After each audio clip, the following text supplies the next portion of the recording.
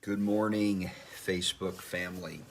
We are here in our new office spaces in Charlotte, North Carolina, getting settled in. I know many of you have been following from around the nation, and just want to thank you for all your prayers and your support. Really excited about being in North Carolina, already picking up on a lot of the spiritual activity on the East Coast, and just excited to see what God has in store in the days and years ahead. I wanted to jump on here this morning and just share a prophetic dream that I had last night concerning the end times. And I know a lot of the dreams and the visions that I get end up getting published in a blog format, a written edition.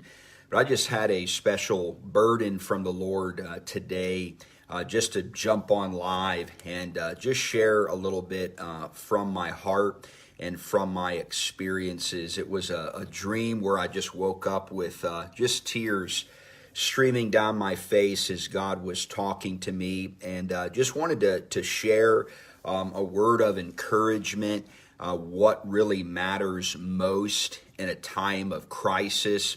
I know for myself, I have been actively working with prophetic people on a really close basis for the last 13 years now. I have done so many trainings around the world and interacted with so many different types of prophets and prophetic people, intercessors. And one thing that stands out to me the most about the prophets and the prophetic people is that they're burden bearers. And a lot of times prophetic people have a hard time separating the difference between their emotions and the burden of God, and just learning how to be a good steward of the burden of God is a real challenge. And I, again, have had a front row challenge, a front row seat, if you will, to the challenge that prophets and prophetic people have,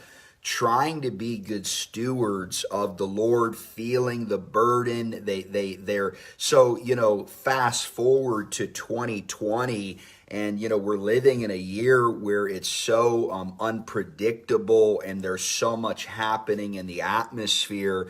And a lot of prophetic people, there's a struggle right now. I mean, and you get online and people are, they're giving all sorts of prophecies, and they're posting all sorts of articles about, the next, the next crisis, the next famine, the next, and so it's just this, so if you're a prophetic person, a prophet, an intercessor, I mean, you're kind of like geeking out every day. And, this dream that I had last night, I was standing before the Lord, and I felt like this was more of standing in his counsel. And I was observing different people going before him and him interacting with them. And I felt like I was in the company of a lot of prophetic people in this dream.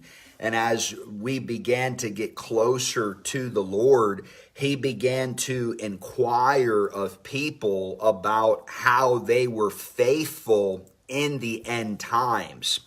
And a lot of people that I could hear began to say to the Lord, I've been faithful to sound the alarm. I've been faithful to warn. I've been faithful to, just spread the word and let people know, what's coming. And none of that moved the heart of God. None of that impressed him. None of that caught his attention. And then the Lord asked this question in the dream, but have you been faithful to your marriage? Have you been faithful to your children? And it was like there was deafening silence in heaven when God asked this question. And again, I'm just, for those of you jumping online, I'm sharing a dream that I had last night on 7/7. a dream where I was taken before the council of the Lord, and I felt like I was in the company of watchmen and intercessors and prophets, and we were each going before the Lord, and many people got before the Lord, and they were talking about, I've been faithful to warn about the plagues and about the dangers and all of these things, and none of that moved the heart of God at all. None of it got his attention. None of that kind of faithfulness. God answered back in the dream, but have you been faithful to your marriage? Have you been faithful to your children? And I'm not talking about infidelity. I'm more talking about, are you giving them your love, your attention? And this phrase came to me in the dream last night where the Lord said to me, in the end times, it does not mean that marriages and families have to end. God said to me in this dream last night, in the end times, referencing times of shaking and crisis prior to the return of Jesus Christ, in the end times, marriages and families do not have to end. And the Lord just asked this question, have you learned how to love? And I want to go back to, as intercessors and prophets and prophetic people, when you get hit with a burden, you become obsessed with what's happening in the news and what's coming next and the 2020, who's going to win, Biden or Trump. And it's just almost like you've got to be careful as a prophet, a prophetic, and intercessor that you don't give in and cave into something, honestly, that could cost you your marriage and your family. And so I really feel that the Lord wants to encourage so many of us that feel the burden, that are concerned about the days ahead, that if you're going to be concerned and you're going to be burdened about future events, be very careful that in a desire to connect to the future, that you don't lose touch with the present. And I sense, there's a real demonic attack against marriages and families right now that's hitting a lot of prophets and intercessors. We're so burdened about the future that we lose touch with our marriage and our family.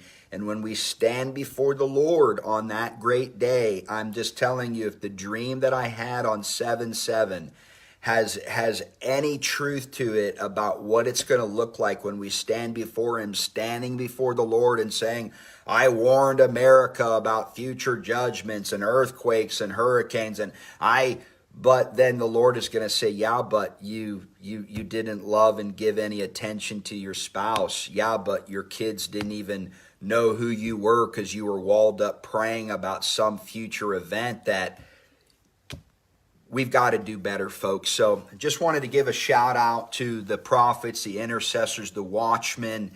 Again, I'm with you. I'm daily burdened for the things that are to come. But at the end of the day, if we really want to make an impact on eternity, the way that we can do that the most is healthy marriage and family.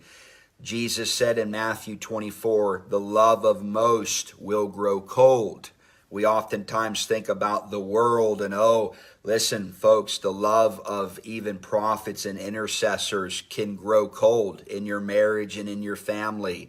And maybe for some of you, you've got to shut down the news. You've got to shut down the what you're calling prophetic is paranoia and fear and suspicion. Push back, take a deep breath, go on vacation with your family, take your spouse on a date night. Take a deep breath. What matters the most in the sight of God is, did you know and learn how to love? God bless you guys tuning out from Charlotte, North Carolina, our new home. God bless you and thank you so much.